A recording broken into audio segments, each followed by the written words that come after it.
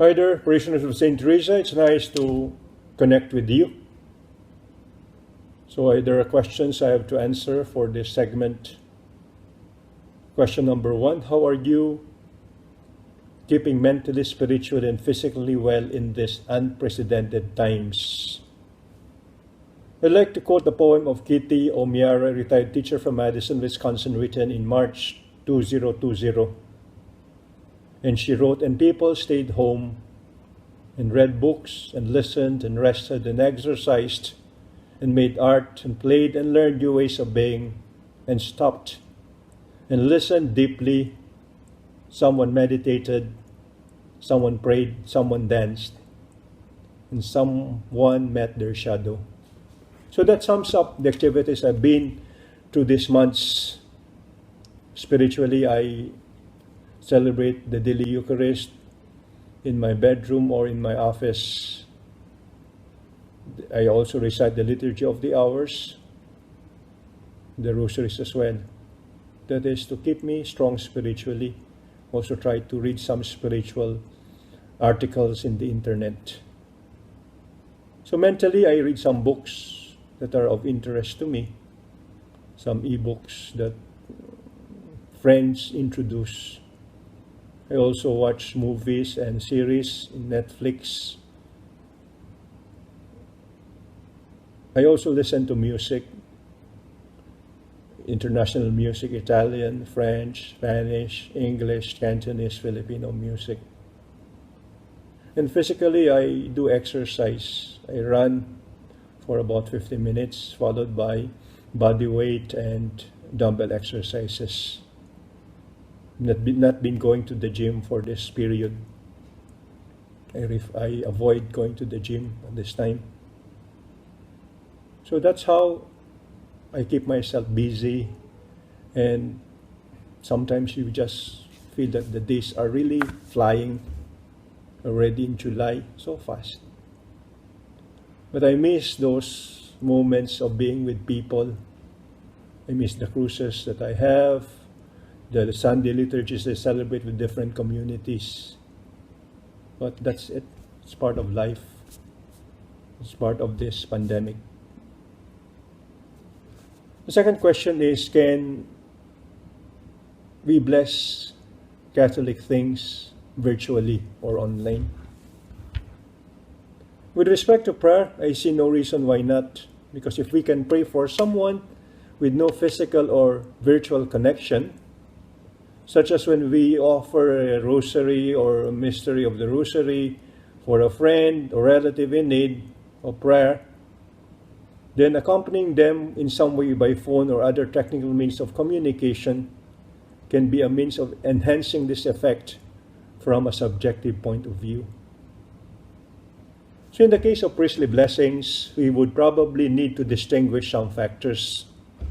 Insofar as blessing is a prayer, then I believe that a simple blessing can be directly transmitted by electronic means if the priest's intention is to implore God's blessing on those blessed. But some people disagree with this view and believe that a blessing of this type is reserved to the Holy Father. The documents are clear on the Pope's power to impart such blessings, but are silent as to other cases. So when the Holy Father imparts the blessing Orbi et Orbi, anyone who receives this blessing by direct transmission is truly blessed by the Pope and also benefits from the plenary indulgence, which the Pope can only grant. So even though a priest has a power to bless, a blessing even in its simplest form is a right of the Church, and we know that rites requires some form of immediate participation. A recorded blessing can be a source of grace, just as recorded prayer or rosary can move us to prayer.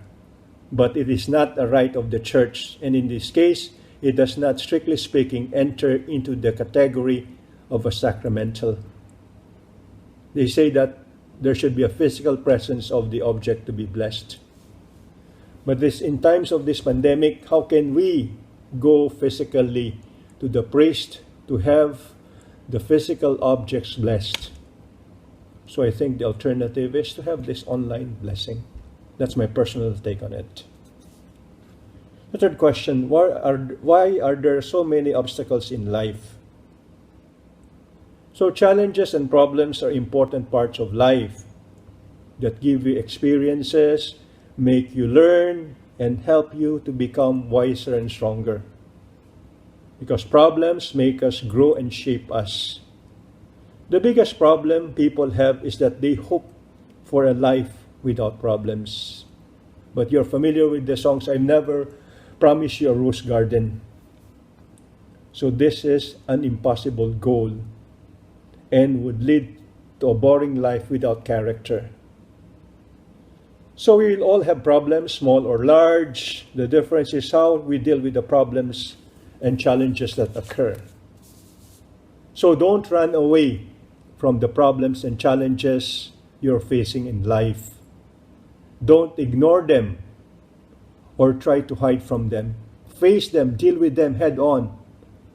The greatest growth in life and the most important lessons you will learn will come when you face and deal with a serious challenge or problem. Regardless of the result, value the experience and personal growth. And always pray for the strength that we are able to face the challenges and problems in life. There are many now, especially with this pandemic that we're experiencing. So we should have resiliency, we should have strength of character, we should have courage and patience. Question number 4, will you be able to do online Holy Hour on the first Friday, just like how we used to do in the chapel? I think there's no problem for this. But that should be an actual online adoration. So we gather virtually Friday night at 8 p.m. and we have the adoration. Question number 5. How has your work as sport chaplain been affected by the COVID-19 pandemic? Are seafarers having an even harder time now? And how should we pray for them?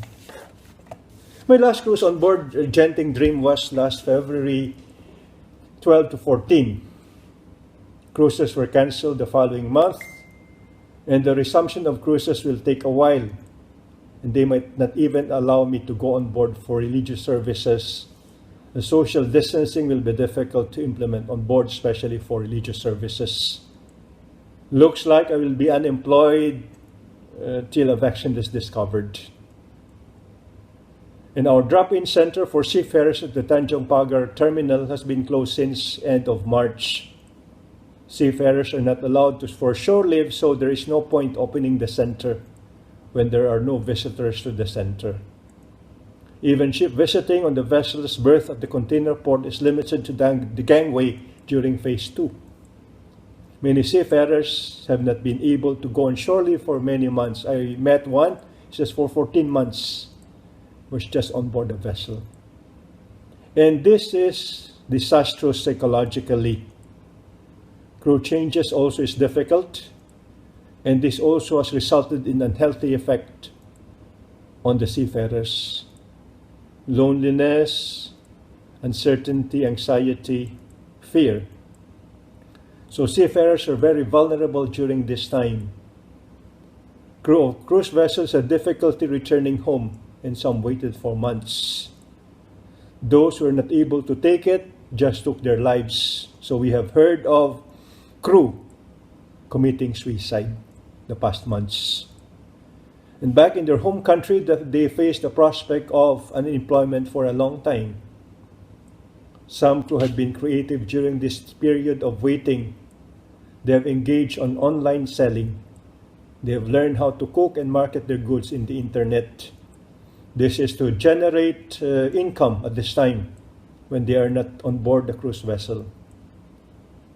During this period, I have been in contact with some seafarers, especially a group of stranded seafarers housed in a boarding house in Manila. In early May, when a seafarer who many years back I helped resolve his problem here in Singapore shared their problem with food at their boarding house, I organized a food distribution for this group of 80 seafarers. Supplied them for almost a week till they were able to get the government's assistance for food. I still maintain contact with them and ask what their urgent needs are, and I try to respond to in whatever way I can. Last Sunday, being Sea Sunday in the maritime world, I ordered food for them from a cruise ship crew who is baking and selling it online. I was able to help her and also brought some joy to these 80 seafarers. Recently, a newly arrived seafarer from the province has been tested positive. The place is now under lockdown for 14 days. Just imagine the fear and anxiety of these groups of stranded seafarers. Have also coordinated efforts to help unemployed seafarers in another province in the Philippines. A religious sister of the Notre Dame community is seeking out seafarers who are currently unemployed in the parishes of her diocese, and we intend to extend help to these distressed seafarers. The last 2 weeks, I have conducted 3 memorial services on board an oil tanker where a Russian seafarer died of heart ailment aged 58. A bulk carrier where a Filipino AB committed suicide aged 58 as well. And a dredging vessel where a 33-year-old seafarer from the Baltic died also of heart-related disease. So I'm quite still busy with my work among the seafarers. Question number 6. How do you deal with a family member who is difficult to deal with? An elderly father who doesn't care about the cleanliness at home, food safety, and the use of damaged home appliances that might have toxins. It's a difficult situation to live with a person who has some problems, behavioral problems. Sometimes we are, having difficulty with these people. I'd like to point certain guidelines on how to deal with this, but it's easier said than done. One is listen. Listening is the number one step in dealing with unreasonable people, because everyone wants to feel heard. No progress can take place until the other person feels acknowledged. Where you're listening, really focus on what the other person is saying, not what you want to say next. So listen. Next is to stay calm. When a situation is emotionally charged, it is easy to get caught up in the heat of the moment. Don't judge. You don't know what the other person is going through. Chances are if a person is acting unreasonable, they are likely feeling some sort of vulnerability or fear. Reflect respect and dignity toward the other person. So no matter how a person is treating you, showing contempt will not help productively resolve the situation. And look for the hidden need. So what is this person really trying to gain with this behavior that are acceptable to you?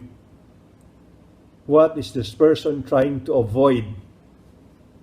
So look for others as well around you who might be able to help.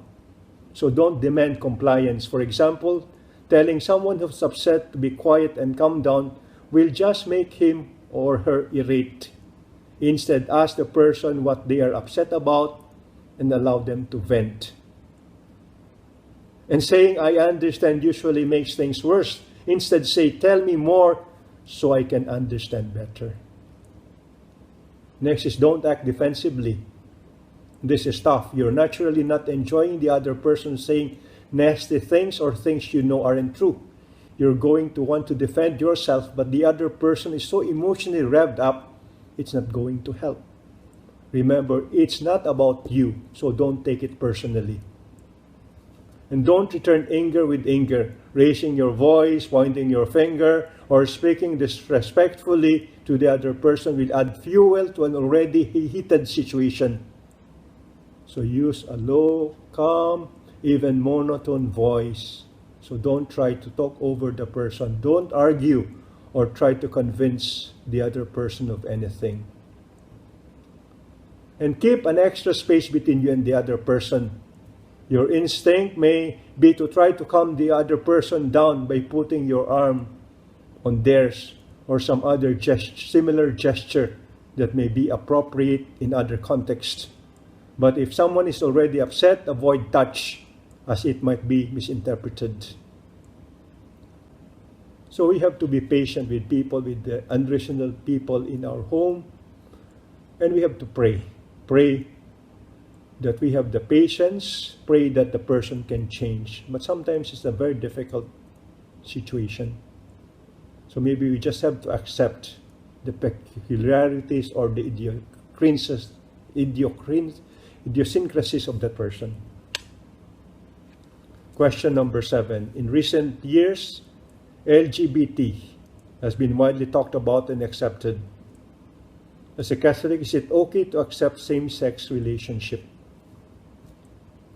So the Catholic Church teaches that as a person does not choose to be either homosexual or heterosexual, being gay is not inherently sinful. According to the Catholic teaching of theology of sexuality, all sexual acts must be open to procreation and express the symbolism of male-female complementarity. So sexual acts between two members of the same gender cannot meet these standards, obviously. So homosexuality thus constitutes a tendency towards the sin. The Church teaches that gay people are called to practice chastity.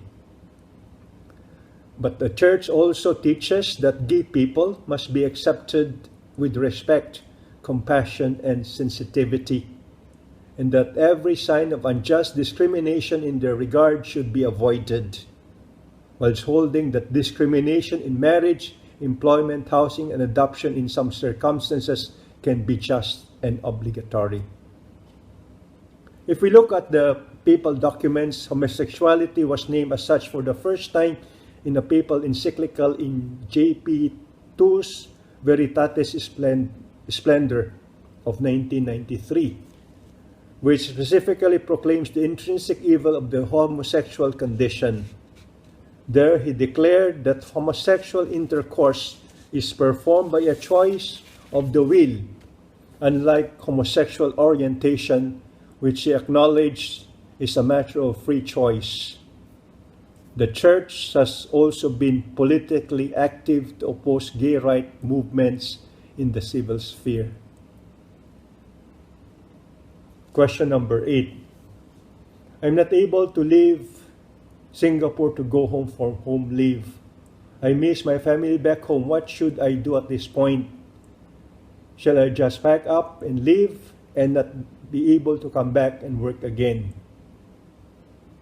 So whether good or bad, every choice we make has a consequence. We must always be cognizant of the fact that each decision and choice we make is not affecting only you. The choices we make not only affect our lives, but those choices affect and influence the lives of all those people who love and care about you. So look at your specific situation. If your job here is still stable, you're not being retrenched, you're not being pushed away, then I think during these difficult economic times, stay. And you can connect with your family members in cyberspace, because you can be together with your family, but then you don't have work and you're not able to support them. So this is a payoff thingy. Discern what is best for you and for your family. If continuing work here in Singapore means that psychologically you're not able to take it, maybe you have to see what's best for you. So discern, pray. There's a trade-off. There's also a trade-off in the decisions that we make. If you go home, then you'll be together with your family, but then that might mean that you might not have an employment. But if you stay on here in Singapore, you are missing your family. And during this time, maybe you need the psychological and emotional support of your family members. Just pray and discern what's best for you, what's best for your family, and what's best for you. Question number 9 about spiritual directors.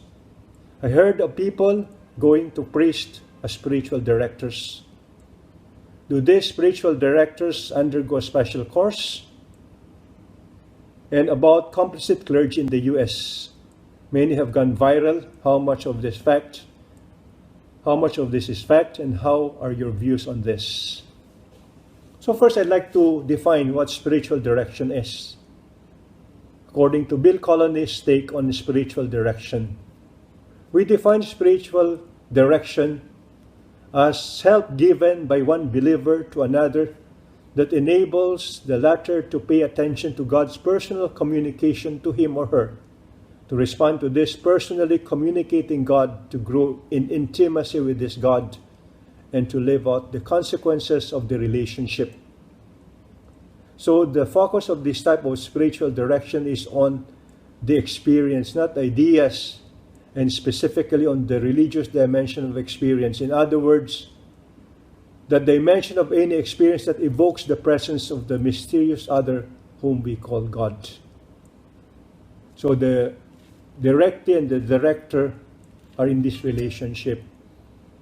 The director guides the directee in fostering the growth of his spiritual relationship with God. So priests normally are trained to be spiritual directors. In the seminary formation, there are courses that prepare future ministers, future priests to do spiritual direction. But it's during the course of pastoral experience, pastoral exposure, that we hone our skills to listen to people and to guide them to have a closer relationship with the Lord. Then we have this complicit clergy. This came about when Catholic laymen gathered to discuss the Theodore McCarrick sex scandal in July 2018. So there was a mix of emotions in that room: sorrow, frustration, anger, disappointment, and disgust. So how was it that Theodore McCarrick has been allowed to abuse so many young men over multiple decades? And the United States Conference of Catholic Bishops 2002 Charter for the Protection of Children and Young People was a failure, they say, possibly by design. The bishops had consciously removed themselves from the scope of the zero-tolerance policy. Since then, they have allowed the moral rot in the hierarchy to fester. So this is to address this need of the laity to protect themselves from sexual abuse. So they have some doubt on how bishops can be trusted to police themselves, to police the clergy under their care. And so they created this website to point out abuses in the Catholic Church, especially in the States, sexual abuses.